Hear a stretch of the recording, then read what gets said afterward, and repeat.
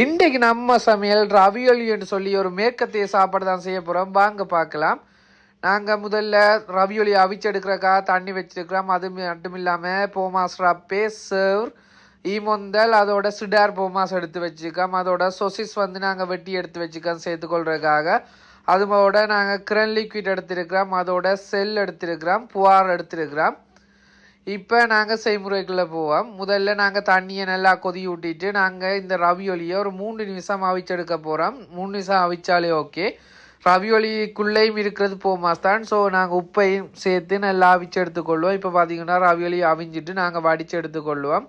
ஒரு பேனியில் வடித்து எடுத்துக்கொள்ளுங்க. அதை சைட்டாக வச்சுட்டு இப்போ நாங்கள் ஒரு சட்டியில் எண்ணெய் சேர்த்து இந்த சொசிஸை வந்து முதல்ல வதக்கி எடுத்துக்கொள்வோம். நல்லா பொன்னிறமான கலர் வரும் வரை வதக்கி கொள்ளுங்க.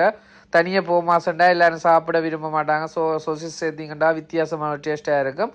இப்போ நாங்கள் வதக்கின சொசிஸை எடுத்து வச்சுட்டு இப்போ சோஸ் போமாஸ் செய்ய போகிறோம். இமொந்தல் சிடார் அதோட சர்வ் போமாஸை முதல் 3ஐயும் ஒண்டா போட்டு நாங்கள் சோஸாக உருக வச்சு எடுத்துக்கொள்ள போகிறோம்.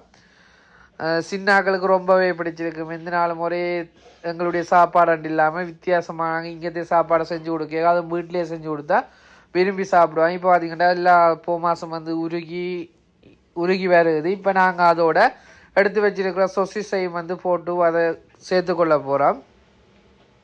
நல்லா வடிவாக மிக்ஸ் பண்ணி கொள்ளுங்க. இப்போ நாங்கள் இதோட கிரன் லிக்விட் சேர்த்துக்கொள்கிறோம். உப்பு வந்து நீங்கள் தேவைக்கு அளவாக பார்த்து சேர்த்துக்கொள்ளணும். ஏன்னு சொன்னால் நார்மலாகவே போமாஸ் வகைகளில் வந்து உப்பு இருக்கும். இப்போ நாங்கள் அதோட மிளகுத்தூள் கொஞ்சம் சேர்த்துக்கொள்கிறோம். உரைப்புக்கு ஏற்ற மாதிரி செஞ்சு கொள்ளுங்க. சின்னாக்கள் இருந்தால் குறைச்சி கொள்ளுங்க மிளகுத்தூளை. இப்போ நல்லா மிக்ஸ் பண்ண வேண்டாம். போமாஸ் எல்லாம் இளாகி கிரன் லிக்விடோடு சேர்ந்து வந்துட்டுது. இப்போ நாங்கள் இதுக்கெல்லாம் ரவியொலியை போட்டு சேர்த்துக்கொள்ள போகிறோம். நல்லா மிக்ஸ் பண்ணி விட்டுக்கொள்ளுங்க. உப்பை எப்போவுமே பார்த்து லாஸ்ட் டைமில் போட்டுக்கொள்ளுங்க. ஏன்னா போமாஸில் வந்து சரியான உப்பு இருக்கும். ஒவ்வொரு போமாஸ் ஒவ்வொரு மாதிரி. ஸோ லாஸ்ட் டைமில் பார்த்து போட்டிங்கன்னா நல்லா இருக்கும். கடைசியாக நாங்கள் போமாஸ் ரப்பியை சேர்த்துக்கொள்கிறோம். போட்டு கிண்டி விட்டிங்கன்னா சூப்பரான ரவியொலி ரெடி. நாங்களும் ஒருக்கா சாப்பிட்டு பார்ப்போம். என்ன உண்மையாக ரொம்ப நல்லா வந்திருக்கு. நீங்களும் ட்ரை பண்ணி பாருங்க. மீண்டும் அடுத்த ஒரு வீடியோவில் சந்திக்கும் வரை என்று மெம்மார். நன்றி உறவுகளே.